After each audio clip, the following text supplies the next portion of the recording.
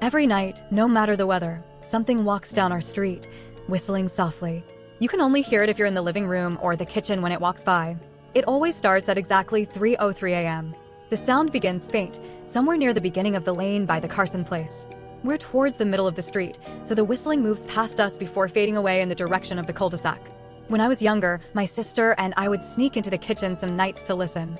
Mom and Dad didn't like that, and we'd catch hell if they found us there, but they were never too hard on us since we always stuck to the one big rule: don't try to look at whatever is whistling.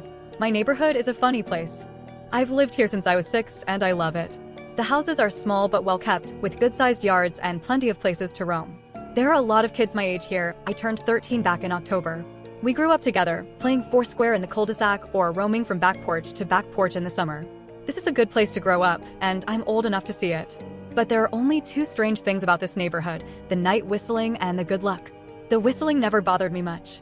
Like I said, I can't even hear it from my bedroom. But Mom and Dad don't like talking about it, so I stopped asking questions. My dad is a strong guy, tall and calm, with a slight accent from moving to the US as a kid. His family, my grandparents, come from the islands. The only time he isn't calm is when the whistler comes up. He talks a little quicker then, his eyes dart around, and he tells us not to think about it too much and to always remember the big rule: don't try to look outside when the whistler goes past. Not that we could look even if we wanted to. There are shutters on the inside of every window, thick pieces of heavy canvas that pull down from the top and latch to the bottom of the window frame. Each latch even has a small lock, like the kind on a diary. My dad locks those shutters every night before we all go to bed and keeps the key in his room. My mom. I don't know what she thinks about the whistling. I've seen her in the living room before at 3:03 a.m. listening. She's not there often, but once or twice a month, I think she sits there on our big red couch, just listening. The whistler has the same tune every night. It's cheerful. Asterisk da-da-da-da-da-dum. Da-da-da-da-da-dum.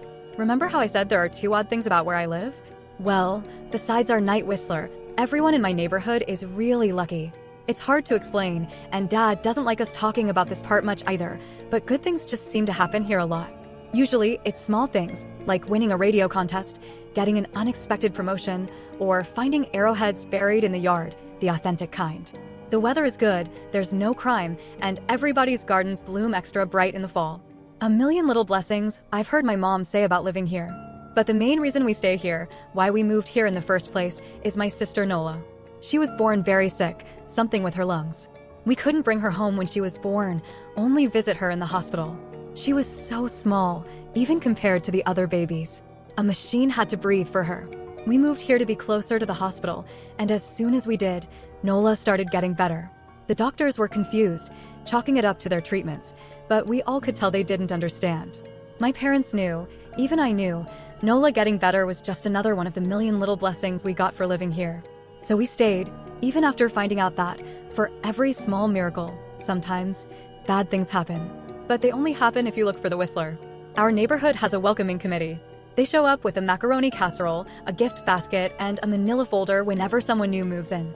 They're very friendly. 4 people came by when we moved in 7 years ago. The committee made small talk, gave me a Snickers bar, and took turns holding Nola. It was her first week out of the hospital, so they were extra careful. Then the committee asked to speak to my parents in private. I was sent to my room, but managed to hear nearly every word. They told my parents about how nice the neighborhood was, a really hard-to-explain kind of nice. And then they warned about the whistling that happens every morning at 3:03 and ends at exactly 3:05. They told my parents it wouldn't harm us as long as we didn't look. They stressed this, and I pushed my ear to the door, straining to hear. They said anyone who looked for the whistler had their luck change, sometimes tragically. A black cloud would hang over anyone who looked. Anything that could go wrong would. The manila envelope the committee brought contained newspaper clippings, stories about car crashes, ruined lives, public deaths, and freak accidents. Not everyone dies, I heard the head of the committee say. But the life goes out of them. Even if they live, there's no light in them again, no presence. My mom wasn't taking it seriously. She thought it was a prank, even accused them of trying to scare us out of our new home. My dad calmed her down. He explained that he grew up hearing these kinds of stories from his mom and knew there were strange things among us. Some of them were good, some bad, but most were just different. After the committee left, Dad went out to the hardware store, bought the blinds, latches, and locks, and installed them on every window. That first night, I crept out at 3 a.m. to find my dad awake, holding my baby sister on the couch. He held up his finger in a motion, but patted the seat next to him. I sat and waited. At exactly 3:03, we heard the whistling. Da-da-da-da-da-dum. Da-da-da-da-da-dum. It came and went, just like our neighbor said. The whistling returns each night, and we never look. We enjoy our million little blessings every day. Nola breathes on her own and has grown into a strong, clever girl. My dad even joined the welcoming committee. We don't get new neighbors often. Why would anyone want to leave? But when new families move in, Dad brings them macaroni casserole, a gift basket, and the manila folder.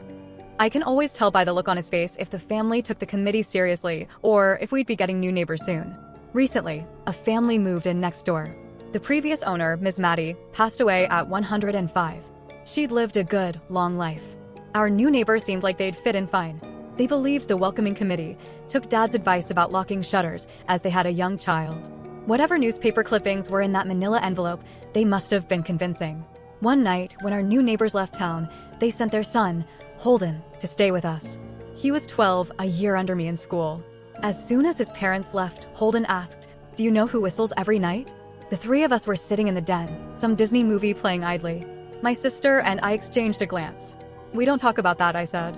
Holden shrugged. "Must be a psycho killer then," Nola tensed. "We don't talk about it," I repeated. "Let's go play Nintendo." But Holden was getting antsy.